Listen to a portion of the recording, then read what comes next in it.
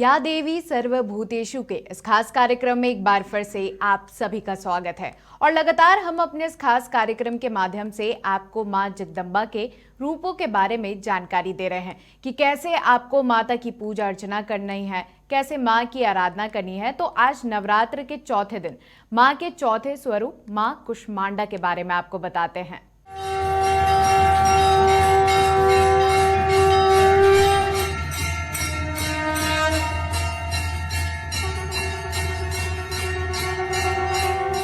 नवरात्र के चौथे दिन दुर्गा जी के चतुर्थ स्वरूप मां कुष्मांडा की पूजा और अर्चना की जाती है।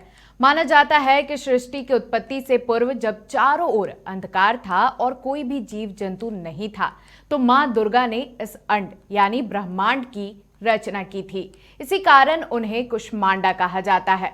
मां कुष्मांडा से जुड़ी और भी तथ्यों के बारे में जानने के लिए देखिए हमारी एक खास रिपोर्ट। साल भर के लंबे इंतजार के बाद एक बार फिर से शारदीय नवरात्र का पर्व आ गया है। माँ का हर स्वरूप एक अलग शक्ति को प्रदर्शित करता है। वैसे तो माँ दुर्गा के सभी स्वरूपों की पूजा करने के लिए नवरात्र में अलग अलग दिन होते हैं, मगर जातक अपनी राशि के अनुसार नव दुर्गा की पूजा कर सकते हैं। ऐसा करने पर उन्हें विशेष फल की प्राप्ति होती है और उनकी सारी मनोकामनाएं भी पूरी होती हैं।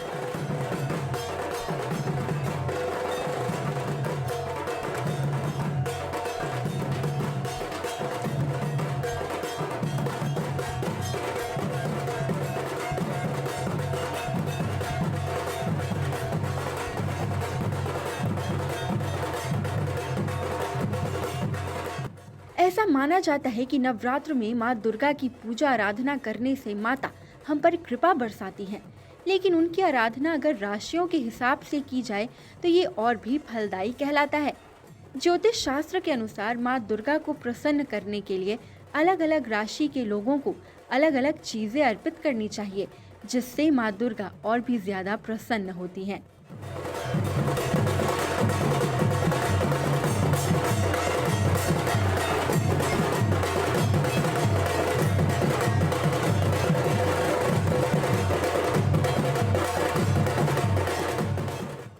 ज्योतिषों के अनुसार राशि और ग्रहों के बीच गहरा संबंध है। मनुष्य और पशु पक्षियों की तरह ग्रहों की भी आयु होती है। जिस तरह से मनुष्य की यौनावस्था वृद्धावस्था होती है, ठीक उसी प्रकार से ग्रहों की भी 5 प्रकार की अवस्थाएं होती हैं। वहीं अगर राशि की बात करें तो आकाश मंडल में परिक्रमा करते हुए चंद्रमा हमारे जन्म के समय जिस राशि में होता है वही हमारी राशि कहलाती है।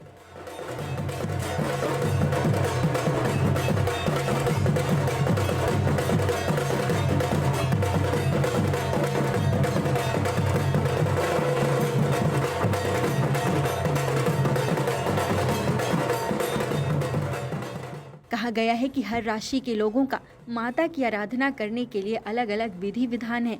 जो भक्त अपनी राशि के अनुसार माता की भक्ति करेंगे, उन्हें उसी अनुसार धन, समृद्धि और ऐश्वर्य की प्राप्ति होगी।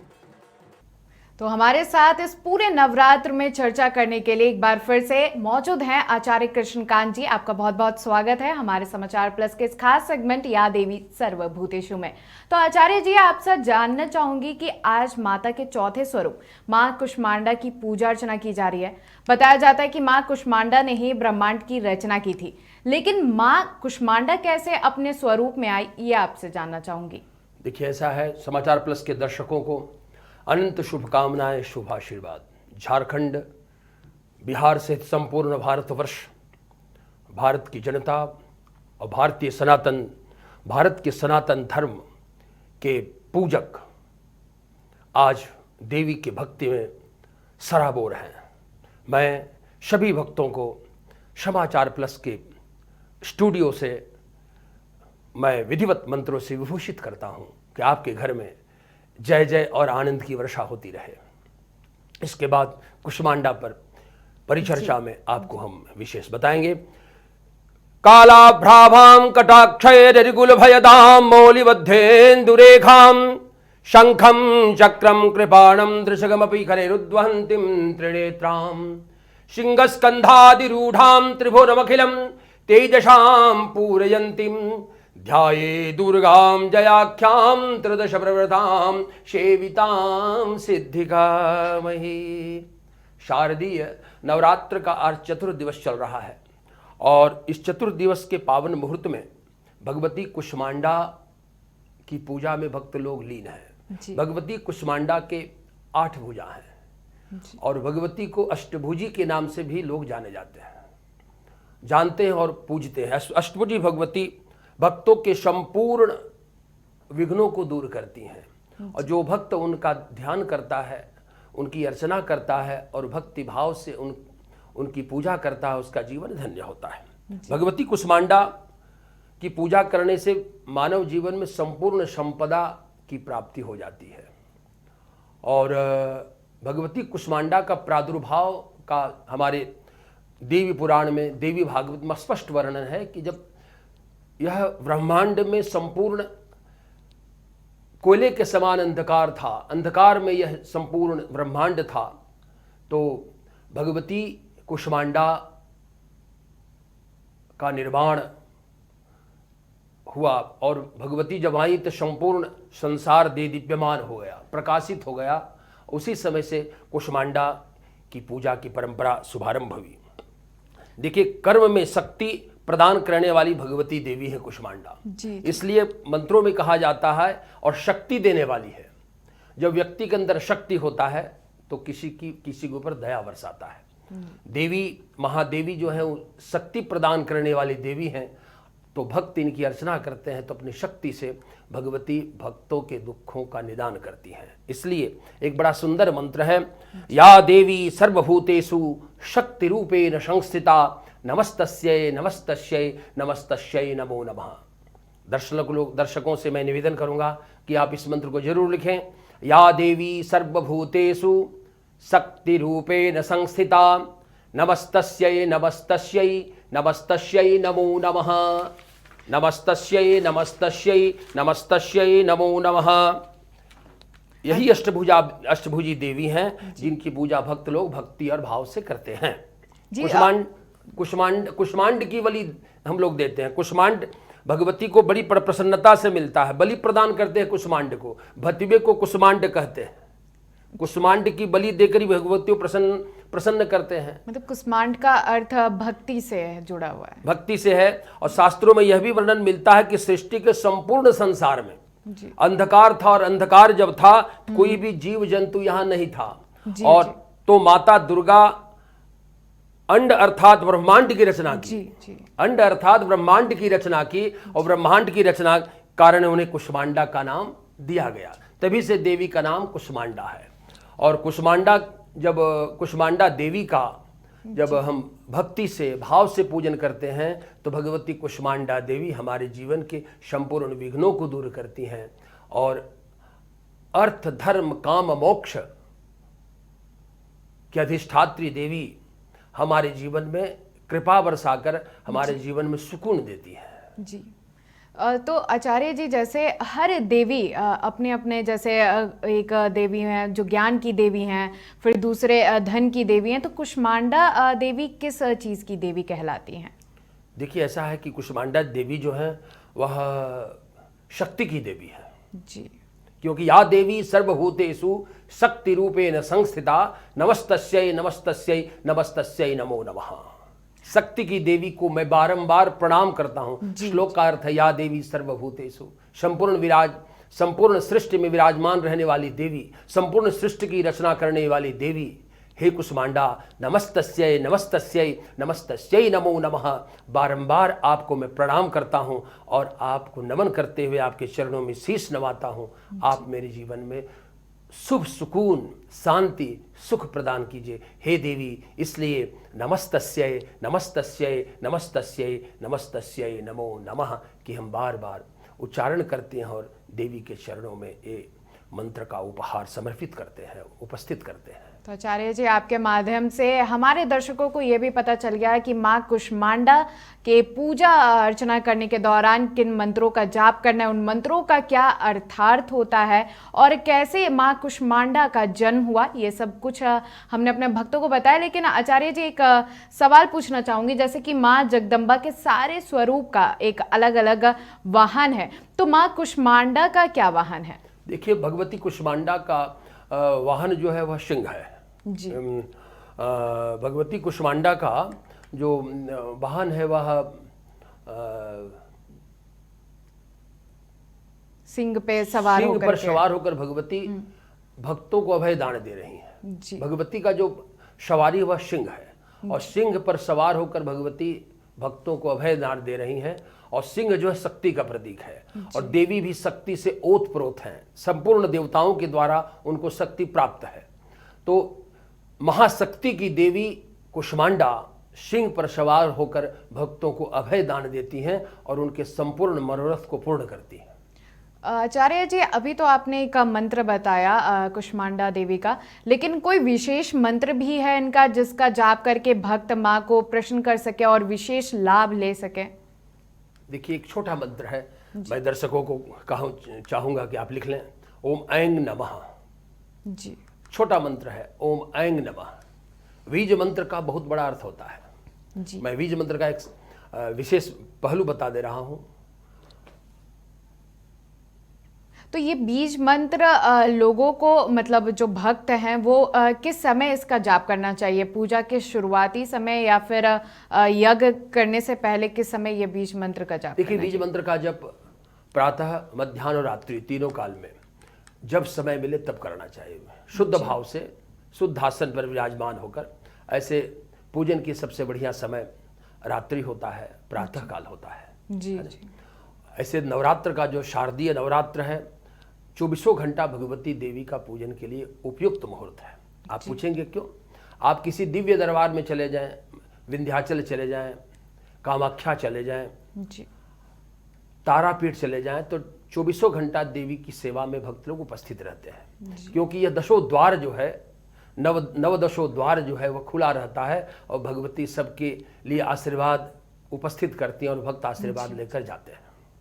आचार्य जी, जैसे कि हर देवी का एक अपना अपना ग्रह होता है कि इस देवी का पूजा करने से ये ग्रह मजबूत होता है, तो माँ कुष्मांडा की पूजा अर्चना करने से किसी ग्रह का भी संबंध है कि उनकी पूजा करने से हमारा कोई ग्रह भी मजबूत होता है? देखिए, ऐसा है कि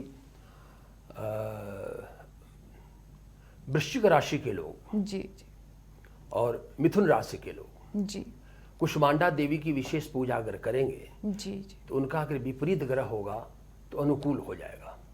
उसके लिए कोई विशेष पूजा की विधि वगैरह कुछ करना पड़ता है? देखिए, इस राशि के लोग देवी कुष्मांडा जी का लाल पुष्प और अपराजिता का पुष्प जो है, जी उस अपराजिता के पुष्प से सदार्चन करें। 100 पुष्प से अर्चन करें संभव हो तो।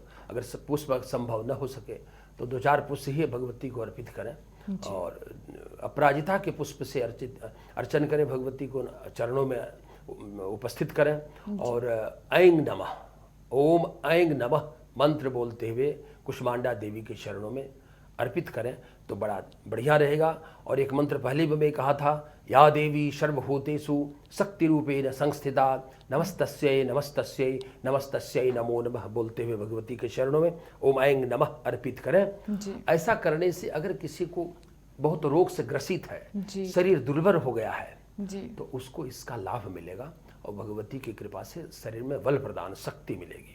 औषधि तो जीवन में जरूरी है। जी बिल्कुल। औषधि के बिना यह शरीर नहीं चलता। अगर शरीर जीर्ण शीर्ण हो गया तो औषधि चाहिए, अच्छे चिकित्सक का परामर्श चाहिए। लेकिन महादेवी चिकित्सकों के महागुरु हैं और उनकी कृपा से बड़े कष्ट का निदान हो सकता है। जहाँ पर साइंस का विराम होता है वहीं पर देवताओं की, देवी की कृपा का शुभारंभ होता है।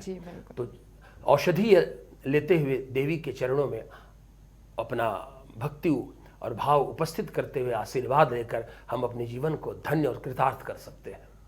आचार्य जी, ये तो हुई वृषभ राशि की बात, लेकिन बात करूं अन्य राशि के लोगों की भी, तो उनके वो किस तरह से पूरा पूजा का विधि विधान की शुरुआत कर सकते हैं माँ कुष्मांडा के लिए? देखिए, ऐसा है, सभी ग्रह के लोग जीव मात्र के लिए कुष्मांडा देवी की पूजा करने के लिए शास्त्रकारों ने कहा, विद्वानों का मत है कि कोई भी भगवती के 9 दिनों का जो यह नवरात्र है, शारदीय नवरात्र जो 9 दिनों का है, 9 दिनों में सभी जीव मात्र, मानव मात्र के लिए यह पूजा है। और मानव मात्र भगवती की सेवा में पूजा करे।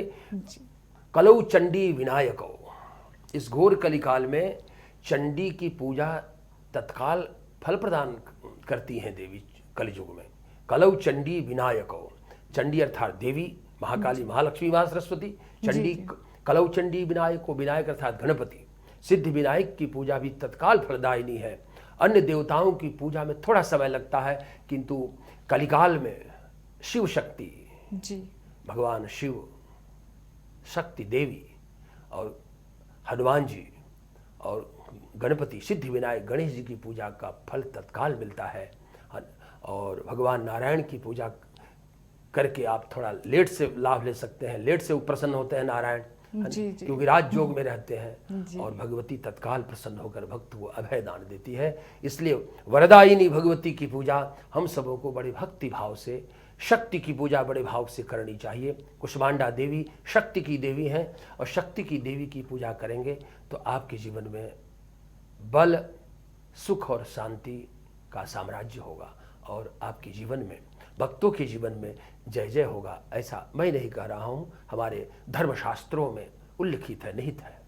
आचार्य जी, जैसे कि हर पूजा, जैसे शिवरात्रि हुई या फिर सावन होता है, कुछ भी पर्व त्यौहार होते हैं तो उसके पीछे कुछ कथाएं होती है, तो नवरात्र के पीछे क्या कथा है? देखिए, ऐसी कि नवरात्र के पीछे कथा ये है कि शारदीय नवरात्र जो है वह जीव मात्र की रक्षा के लिए महाशक्ति का प्रादुर्भाव देवताओं के द्वारा निर्माण हुआ। सृष्टि की रचना के काल में महाशक्ति का उत्पत्ति, सृष्टि की उत्पत्ति किया गया, और सभी देवताओं के द्वारा एक महाशक्ति का निर्माण हुआ। महाशक्ति देवी संपूर्ण जीव मात्र के कल्याण के लिए निर्माण करके संसार का कल्याण कैसे हो, दैहिक, दैविक, भौतिक जो इसके जो विशेष ताप है, इसका समन कैसे हो, भक्तों का कल्याण कैसे हो, कलयुग में मानव का कल्याण कैसे हो सकता है, ऐसे सतयुग, द्वापर, त्रेता सब युग में देवी उपस्थित रही हैं। इसलिए भगवान कृष्ण भी इनकी पूजा किए हैं। भगवान राघवेंद्र सरकार, अयोध्या के नरेश रामचंद्र जी भी इनकी पूजा किए हैं। इंद्र, कुबेर, वरुण इत्यादि शवों ने इनकी आराधना की है। सभी देवताओं के द्वारा भक्ति से, ब्रह्मा के द्वारा रचित यह दिव्य शक्ति है। दिव्य शक्ति का निर्माण जन कल्याण के लिए, भक्तों के कल्याण के लिए और जीव मात्र के कल्याण के लिए हुआ है। जी, आचार्य जी, जैसे कि सभी देवियों के अपने अपने आरती होते हैं, तो माँ कुष्मांडा की आरती आपसे सुनना चाहूंगी। देखिए, ऐसा है कि कुष्मांडा देवी की जो आरती है, देवी की आरती को ही, कुष्मांडा के विशेष अलग से कोई आरती नहीं है। कुष्मांडा देवी का स्तुति है जी। और कुष्मांडा देवी का जो है वो आरती है, जय अम्बे गौरी इत्यादि कई आरती हैं, आरती हैं, जिनकी आरती करके हम भक्ति देवी को प्रसन्न करते हैं। जी, तो माता कुष्मांडा की कोई विशेष आरती नहीं है, लेकिन उनकी स्तुति होती है। स्तुति है, जय अम्बे गौरी जो हम लोग आरती करते हैं भगवती का नित्य प्रतिदिन, उसी में कुष्मांडा देवी का निवेदन है। आचार्य जी, जैसे कि नवरात्र के दिन लोग अपने नवग्रहों को भी शांत करने की कोशिश करते हैं। कहा जाता है कि इस टाइम में नवग्रहों की पूजा अर्चना करने से विशेष लाभ मिलता है।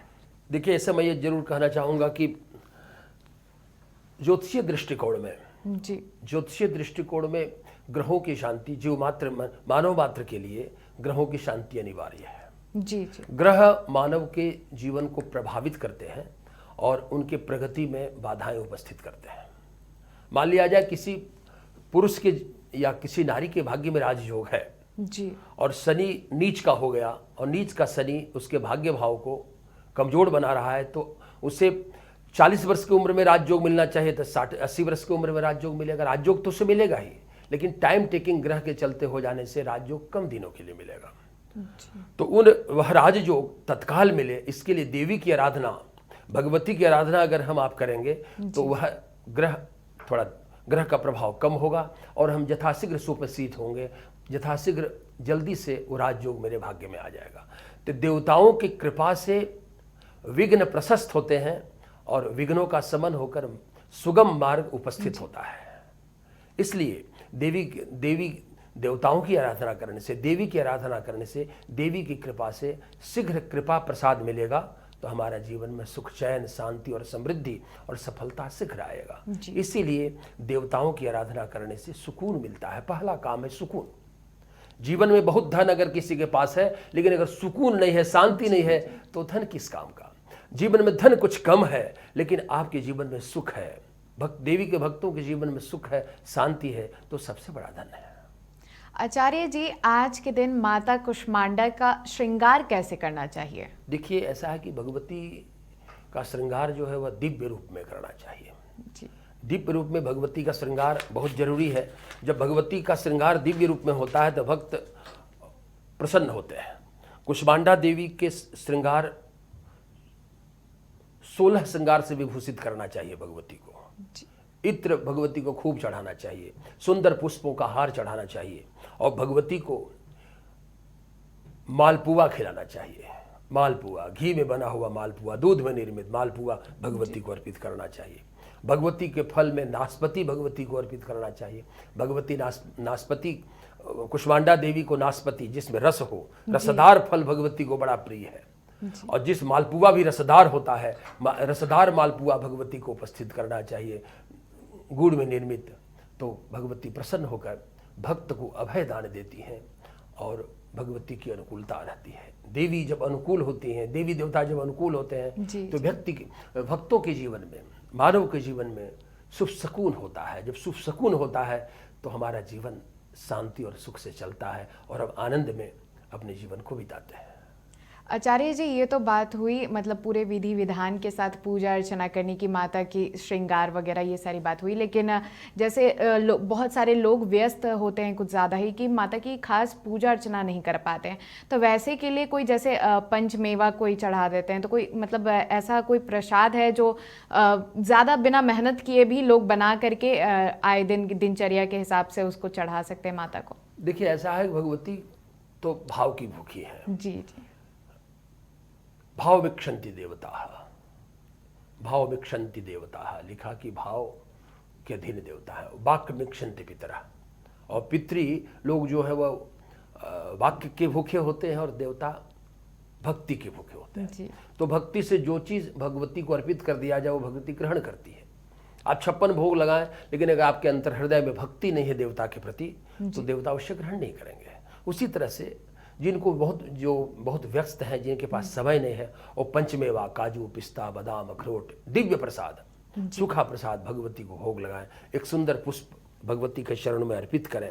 अर्पित करके भगवती को कहें, हे देवी, ये प्रसाद को स्वीकार करें और इस भक्त पर दया करें। तो भगवती करुणामयी है, उनका नाम करुणामयी है। करुणामयी भगवती भक्त के उस प्रसाद को ग्रहण करके उनको कृपा बरसाएगी और उनका जीवन धन्य होगा।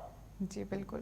तो जी बिल्कुल, माता की पूजा अर्चना करने के साथ हमने माता की ये प्यारी सी जो सारी बातें सुनी कि किस तरह से माता को आप प्रश्न करने के लिए तरह तरह के उपाय कर सकते हैं। जितनी आपके पास शक्ति है उसी के तहत आप भक्ति कर सकते हैं। माता बहुत ही करुणादायी है, आपके ऊपर माता की विशेष आशीर्वाद आपको जरूर मिलेगा। बहुत बहुत धन्यवाद आपका तमाम जानकारी देने के लिए आचार्य कृष्णकांत जी। तो इसी के साथ आज के कार्यक्रम में इतना ही, लेकिन फिर से आपसे होगी मुलाकात या देवी सर्वभूतेषु के कार्यक्रम में माता के दूसरे स्वरूप की जानकारियों के साथ। नमस्कार।